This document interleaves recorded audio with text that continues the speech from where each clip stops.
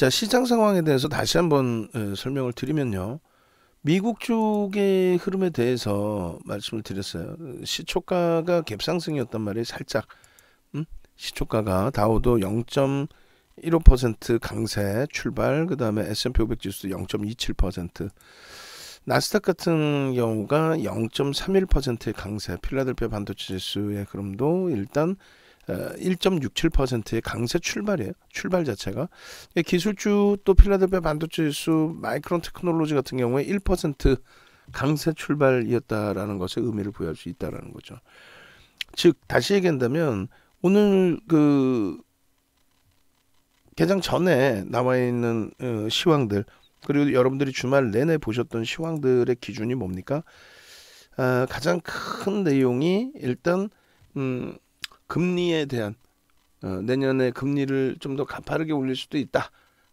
아직 이제 뭐 형성돼 있지도 않은 금리 내용에 대해서 뭐 그런 내용이 있었고요. 또 코로나19 관련된 부분이죠. 주말 내내 이야기가 나오면서 우리나라도 이제 거리두기 부분, 위드 코로나로 가는 과정 속에서 다시 6일부터 해서는 거리두기 제한 부분이 조금 더 나오게 되고, 결론적으로 어찌됐든 미국장의 조정 그러한 부분들이 기존에 이제 노출돼 있던 악재라는 거죠. 새로운 악재 요인은 일단은 없어요. 새로운 악재 요인은 없는 상태의 기준이 되는 거고, 그러면은 결론은 노출돼 있는 악재 요인이 계속해서 악재로 인식이 되려면 강보합 또 갭상승의 흐름이 아니라 보합 내지는 미끄러져 내려가는 가운데서의 추세 악화가 형성이 돼야 되는 게 맞죠. 근데 그렇지 않고 이제 갭상승 이후에 눌려졌기 때문에 그럼 새로운 악재 요인이 뭐가 있었느냐를 찾아봐야 되고, 그 악재 요인이 시장을 조금 더 끌고 내려갈 것이냐 이런 내용도 봐야 되고, 그 다음에 이제 중국 쪽에 황다그룹 관련해서 이제 채무 불이행, 디폴트 선언 뭐 이런 관련된 내용들이 사실상 확정된 내용이 아니라 이제 그 언제까지인지, 언제 채권을 채무를 다 변제해 나가야 되는지, 그것이 이제 이루어지지 않을 때 언제 이제 말 그대로 파산 뭐 이런 기준까지 확장돼 있는 그런 흐름은 아니잖아요. 어찌됐든 그런 맥락 속에서 시장의 변동성이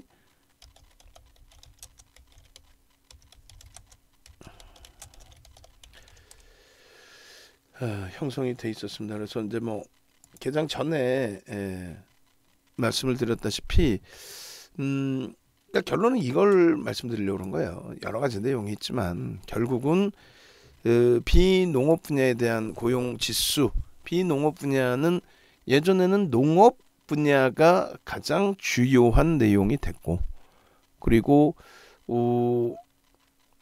오늘날에는 이제 농업 분야보다는 비농업 분야가 주요한 기준이 되죠. 근데 이제 지금까지도 이제 표현 자체를 비농업 분야라고 표현을 해요. 그 비농업 분야에 대한 고용 지수, 고용 지표 부분인데, 이 부분에 대해서 시장 예상치보다 부정적인 흐름이 나왔다. 부정적인 그 발표가 나왔다. 일단은 가장 중요한 게 금리를 올리고 내리고의 기준에 경제 동향의 기준점을 뭘로 설정할 것이냐의 기준이죠. 그러니까 경제 동향의 기준은 금리를 올린다는 기준점은 경기가 그만큼 긍정적이라는 거예요. 물론 이제 그 스태그플레이션 우려감, 경기는 안 좋은데 너무 강한 인플레이션 때문에 그 부분을 잡기 위한 기준도 설정할 수 있는데, 지금은 그게 아니잖아요. 경기는 안 좋은데 인플레이션만 지극히 가파르게 움직인다. 그래서 물동량을 줄여야 된다. 유동성을, 시장 유동성을 줄여야 된다. 그건 아니죠.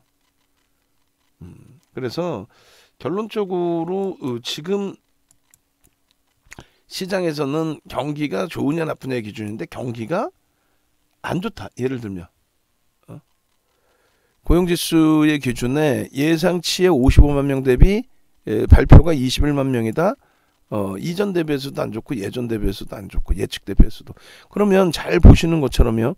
이러한 기준점에서 일단은 결론적으로 시장 예상치보다 부정적으로 나올 때 파란색이고 긍정적으로 나올 때가 빨간색이거든요. 그럼 시장 예상치보다 부정적일 때 시장이 조정을 매번 받았느냐? 그렇지도 않아요. 오히려 또 거꾸로 부정적으로 나오면 테이퍼링이 천천히 될 가능성이 있구나. 뭐 이런 식으로도 해석이 돼서 강세를 띠는 경우도 있고, 긍정적으로 나오는데 긍정적으로 나온 부분에 대해서 경기가 좋구나 해서 강세를 띠는 경우도 있고, 긍정적으로 나옴에도 불구하고 이거 이렇게 긍정적이면은 긴축을 빠르게 단행할 수 있구나. 그러니까 양방향이에요. 그러니까 결과론적으로 시장이 어느 방향으로 움직였느냐에 따라서 해석 부분을 결과론적인 해석을 내놓게 되죠. 왜냐하면 이 내용이 뭐 하루하루 매달 나오는 내용인데 매번 그 변동성을 이러쿵저러쿵 왔다 갔다 이렇게 이제 설정 점을 가지고 가지 않기 때문에 그래요. 그래서 일단 그 비농업 분야에 대한 고용 지수가 예상치보다 부정적이었던 부분에 대해서 첫 번째로 경기 둔화 우려감이 형성됐다라는 거. 그러면 이제 당연히 긴축도 좀 늦춰지는 게 맞지 않느냐라고 생각할 수 있는데, 그렇지 않고 실업률 자체가 예상치 또 이전 대비해서 월등히 긍정적으로 발표가 됐다라는 거. 이러한 부분들이 시장에 다소의 혼란을 가지고 온 거죠. 다소의 혼란을. 결론은 비농업 분야에 대한 고용 지표가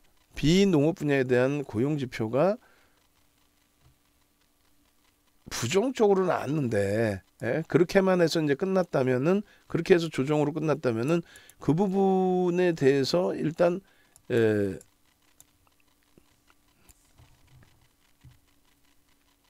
경기가 둔화돼서 조정을 받았다 이렇게 해석할 수 있죠. 근데 그렇지 않고 경기는 오히려 다른 쪽 실업률을 놓고 봤더니 실업률의 기준에서는 더 낮아졌다. 경기 개선폭은 그대로 유지할 수 있다. 거기에 이제 지표들 자체가 사실상은 굉장히 긍정적으로 나왔습니다. 고용지표 두 가지의 고용지표 이외에 그날 이제 발표된 지표들이 더 있죠. 그렇게 해서 PMI라든가 이런 쪽의 지표가 긍정적으로 나왔다는 거죠. 긍정적으로 나오게 되면서, 그렇게 되면서 일단은 시장의 긴축은 속도가 늦춰지지 않고 그대로 진행이 된다라는 쪽에 해석이 나오면서 성장주들에 대한 부분이 다소 부정적인 기준의 흐름으로 설정이 된 겁니다. 그래서 결론적으로는 뭐 어떤 일반적으로 방송 나와서나 일반적으로 이제 뭐 코멘트 달아놓은 것처럼 이번 기준에 미국장이 긴축 금리 뭐 긴축 또 거기에 이제 코로나19 관련된 오미크론 관련된 불확실성 뭐 이런 부분들, 그러한 부분들의 악재 요인으로 조정을 받았다, 그건 아니다.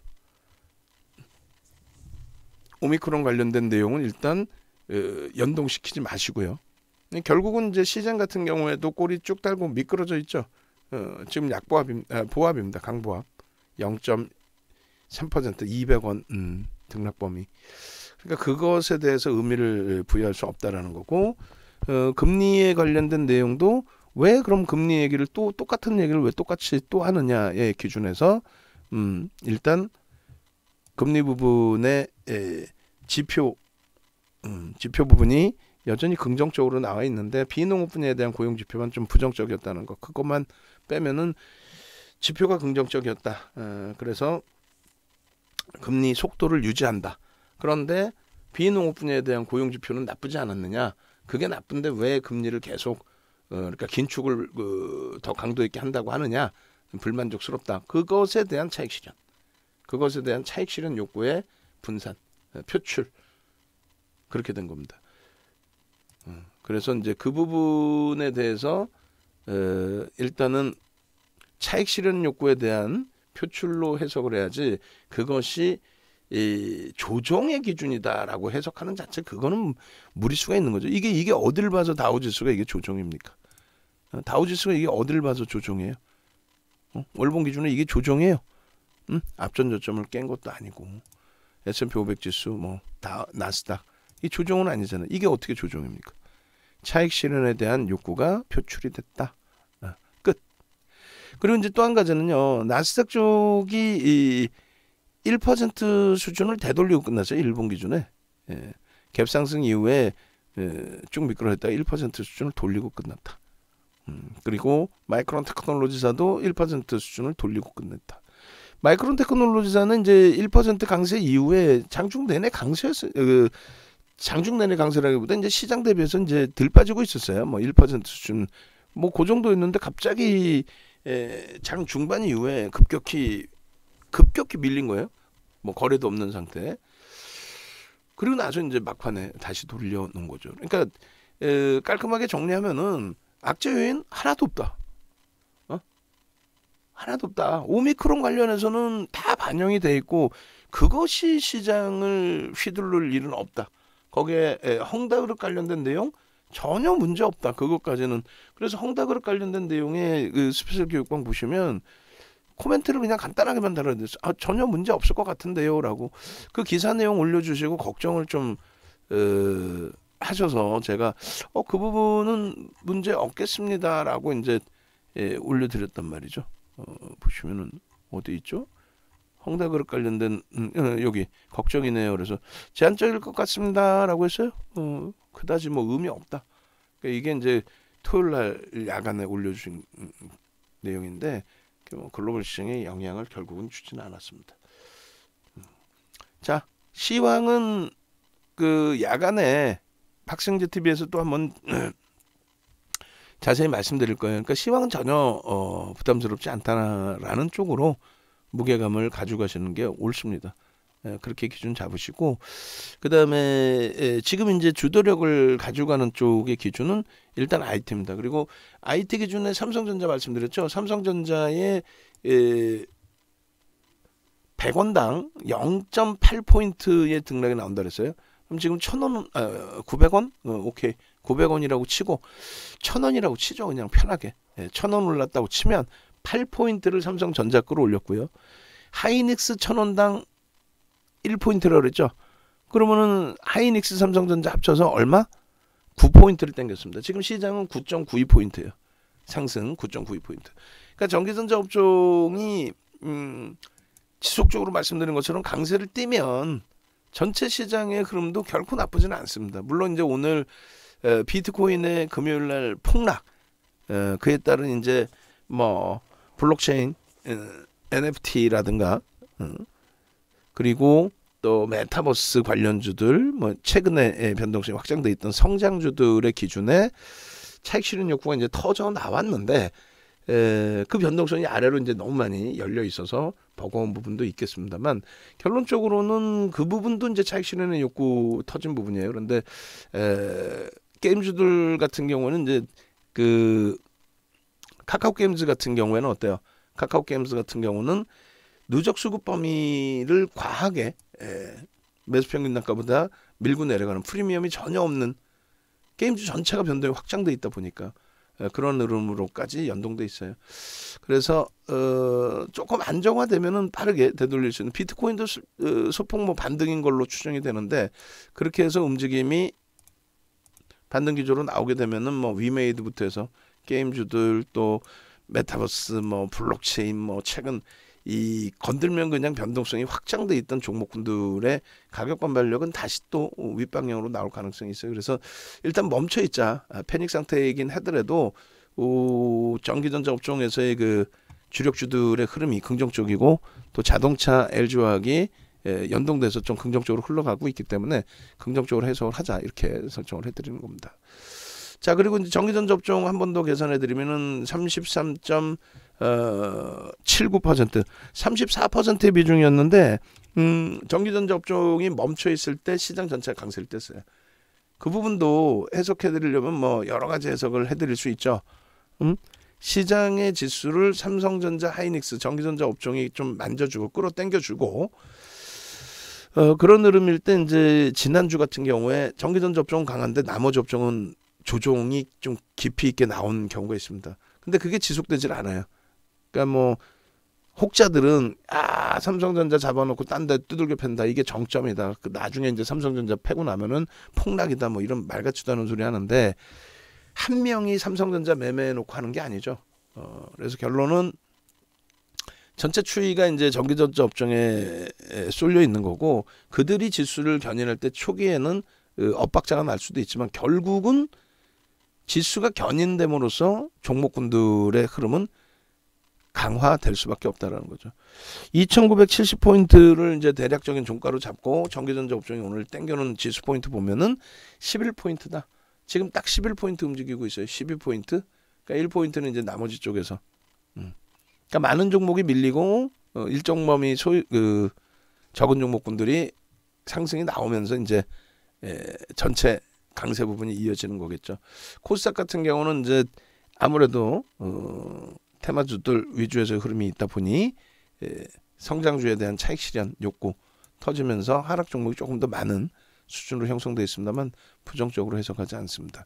자, 더더욱 강화되고 있어요. 삼성전자의 76,600원. 그렇게 해서 말씀드렸다시피 삼성전자가 78,000원 정도 올라오면은 2,900이 아니라 3,000포인트 훌쩍 넘긴다고 그랬어요. 2,981입니다. 여기서 삼성전자가 78,000원 가면은 1,400원이면은 10포인트 이상 하이닉스 올라올 거고 나머지까지 좀 편안하게 해석을 하셔도 돼요. 삼성전자의 강세에 하이닉스도 결국 뭐 강세로 전환돼 있고, 삼성전기 좀 아쉽지만은 어찌됐건 강세를 유지하고 있고, 그리고 LG전자도 이제 하방을 좀 잡아줬고, DB하이텍도 아쉽지만 프로그램 쪽에 매도해서 아쉽지만은 그래도 강보합권 형성해주고 있고, 자동차 쪽 탄력 더 받아야 되죠. 일단은 8만 원대 중반 수준까지 그래도 올려놨고, 현대차도 20만 원에서부터 조금씩 더 멀어져 있고, LG화학도 바닥이지만 여전히 이제 그래도 강세 가격 반발력 시도를 하고 있다. 그리고 두산중공업 긍정적으로, 그다음에 두산중공업 여기서 갭이 좀 크게 나오면은 갭 탄력 굉장할 수 있어요. 그리고 이제 SN 같은 경우에도 금요일 거래일에 상당한 탄력을 줬기 때문에 오늘 눌림목은 그렇게 크게 버겁진 않습니다. 심택, 그리고 주성엔지니어링 24만 주 정도의 프로그램 매도 위에서 13만 주, 14만 주 정도 수준으로, 그러니까 10만 주 정도를 바닥에서 다시 되샀어요. 거기에 이제 심리적인 부분이 JP모건이 얼마를 팔고 있는지는 알 수가 없어요. 그런데 이제 JP모건 쪽의 수급 범위가 일단 매수 5위 창구로 놓여지게 되면서 순매수는 얼마인지 모르겠습니다만 심리적으로 좀 안정화를 주고 있고, 프로그램 쪽에 이제 23만 주였네요. 23만 2,000주, 23만 주 정도, 23만 주 정도의 매도가 나오면서 고점 대비해서 뭐 어마어마하게 밀고 내려갔던 부분이죠. 또 전일 대비해서 2.52% 조정이었는데 그걸 지금 자락에서 다시 되사가고 있어요. 그러니까 이게 손바뀜으로 인식해야죠. 한 명이 매도했다가 다시 산다라는 흐름보다는 손바뀜의 기준으로 인식을 해도 될 것 같습니다. 그래서 추이 부분을 좀 더 봐야 되겠습니다만, 일단은 어찌됐건 편입 강도가 조금씩 살아나고 있다. 이것이 이제 삼성전자가 고점을 계속 넘겨주게 되면, 또 하이닉스 기준 전기 부분 다 같이 움직이게 되면 좀 더 탄력을 받을 수 있을 것 같고요. LX세미콘 같은 경우 조금 전에 이제 15% 수준까지 미끄러져 내려왔었어요. 분봉 기준에. 그러면 이제 그 수준까지는 또 편입의 기준 설정 범위 가져갈 수 있다고 말씀드렸고, 수급이 부정적이지 않은데 주가만 눌림을 받는다라고 한다면 뭐 이런 전략이 되겠죠. 여기서부터 이제 한 3%, 오늘의 등락 범위만 놓고 보면 된다 그랬어요. 오늘의 등락 범위만. 어차피 이제 DB하이텍이나 주성엔지니어링, 심택을 겪어보셨고 또 그중에 비중을 갖고 있으니까. 게임즈들의 경우에도 카카오게임즈 쪽으로 이제 압축을 좀 한다고 그랬습니다. 그리고 위메이드 변동성이 확장돼 있는데 손절 범위를 설정하기보다는 유지하면서 가격 반발력 다시 이용해서 놓고 보자. 고점 대비 이제 너무 많이 미끄러져 있는데 34%. 근데 이쪽 변동성들이 이제 원체 가벼우니까요. 그리고 이제 오히려 엔소프트가 실적 또 매출 신작에 대한 그 매출 증대 이런 부분이 긍정적으로 해석이 되면서 일단 메이저들 쪽에서는 물량을 아름아름 조금씩 잡아가고 있는 모양새예요. 하방 잡고 있고 가격적으로 돌리고 있고 오히려 이제 하방 정성이 이쪽이 더 뛰어나고요. 컴투스는 위메이드와 마찬가지로 변동성이 확장돼 있습니다. 일단 오늘은 이제 오후장이니까요. 만약에 이동 압축을 하게 되면은 뭐 내일 기준에서 다시 보고 그다음에 LNF하고 에코프로 비행 같은 경우도 거래 대금이 수반되면서 가격 반발력을 줄 수 있겠느냐. 그거 확인하고 대처하면 될 것 같아요. 나머지 이제 서서히 KB금융 금융지주사라든가 한국전력 원전 관련된 그런 쪽도 계속 들여다볼 거예요. 그리고 변동성 매매 기준에서 좀 기준을 잡을 거고 다른 뭐 상황 봐서 개별 종목 전략을 설정을 할까 좀 고민 중인데 쉽지 않죠. 200만 주 3%의 매수를 금요일날 넣어줬다가 오늘 기준에서는 개파락 2.99 그리고 쭉 밀고 내려갔다가 또 플러스 3.88까지. 그러니까 단기 이제 변동성 매매가 굉장히 크게 형성되어 있는 기준점이 됩니다. 결론적으로 어찌 됐든 다나 같은 경우에 개별 매매 기준 또